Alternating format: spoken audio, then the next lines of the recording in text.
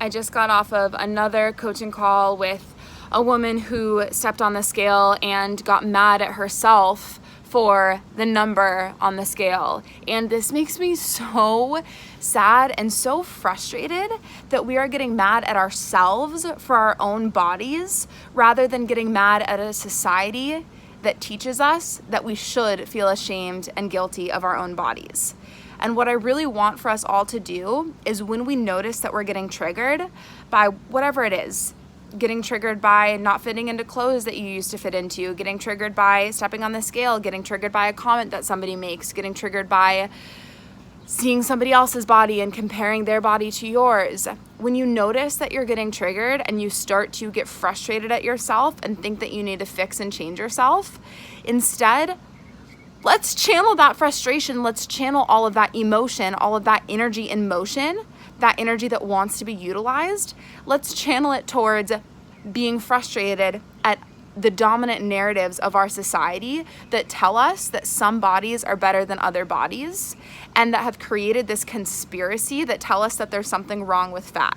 There is nothing wrong with fat cells. We have been taught to believe that fat cells are somehow diseased cells, when really, people who are underweight have a lot greater health risk than people who are overweight. It's actually healthier to have more fat cells on your body than to have less fat cells on your body. There's this huge superstition and this huge conspiracy that there's something wrong with fat, when really our bodies, women's bodies in particular, are not meant to be emaciated. Our bodies are not meant to be hard. Our bodies are meant to be soft. Our bodies are meant to be comforting so that we can hold children, so that we can hold each other, so that we can be nurturing. Throughout history, very few times throughout history has there been a society that tells women in particular and people in general that we're supposed to be thin in order to be healthy and in order to be worthy.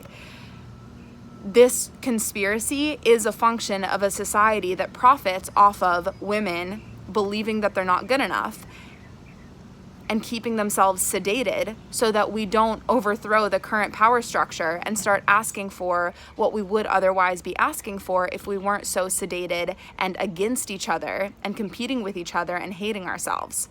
If all of that energy that we've been utilizing in hating ourselves and trying to fix and change our bodies, if instead we channeled all that energy and frustration at the collective that made us believe these things and made us believe that there's something wrong with us, then we would be making enormous demands on our society. We would be asking for more childcare. We would be asking for more maternity leave. We would be asking for more permission to express our emotions. We would be asking for more collaboration. We would be asking for more females in leadership. We would be asking to have a seat in decision making everywhere that decisions are being made. So there's a very potent reason for why we are being sedated with the belief that we're supposed to be dieting and we're supposed to be starving ourselves, and why we're being sedated with this self-hatred that we have. And it's because it's keeping the current power structure in place.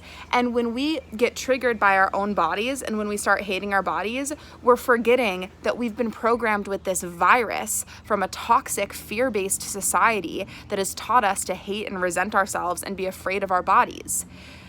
And we allow ourselves to take that anger and ingest it rather than take that anger and utilize it to become activists to actually make social change.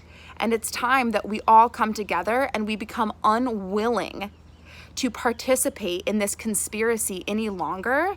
And we remember and we awaken to the fact that every time that we act in fear towards our own bodies, and every time that we give power to the shame and guilt that our society has programmed into our system, we are empowering this fear-based narrative in the collective, and we're telling every single woman that she should also try to fix herself before she's worthy. Every time that we believe that there's something wrong with our bodies that needs to be fixed before we have permission to love ourselves, we might as well be taking a microphone and broadcasting to all the women in the world that if your body looks like mine, or if you weigh more than I do, then you should hate yourself as well. And we're giving every other woman who has a judgment about her own body permission to keep hating herself. And rather than getting disgusted and grossed out at our bodies, we need to start getting disgusted and grossed out at the fact that we are doing this and the fact that we are empowering the fear that we have about femaleness in our society. We are doing this. We are the ones that are keeping this narrative alive. We are the ones that are keeping ourselves against each other and are keeping ourselves down every time that we think that we need to fix our bodies before we are deserving of what we actually want. And we need to start getting disgusted with ourselves for that. And we need to start taking responsibility for it. And we need to stop thinking that if we're just judging and shaming ourselves in our own private experience, that that doesn't have any impact or effect on anybody else. Because when we are buying into this conspiracy that there's something wrong with having fat on our bodies, and that there's something wrong with our bodies as they are, and when we're apologizing for our own bodies, even if we're just doing so in our own minds, we are projecting and spewing that fear and that hatred onto everybody that we encounter. This collective narrative exists in our own minds. And when we're keeping it alive in our own minds, we're keeping it alive in the collective, whether or not we're even telling other people that we're judging ourselves or we're hating ourselves. And we are passing this down, this fear that we're keeping alive in our system, we're literally passing it down to generations to come. We need to start taking responsibility for healing it in the collective, and we need to become unwilling to participate in this fear-based conversation any longer. And we each individually, independently need to take full responsibility for no longer participating or partaking in supporting this patriarchal, anti-female conspiracy that says that there's something wrong with our bodies, there's something wrong with femaleness, and there's something wrong with fat cells.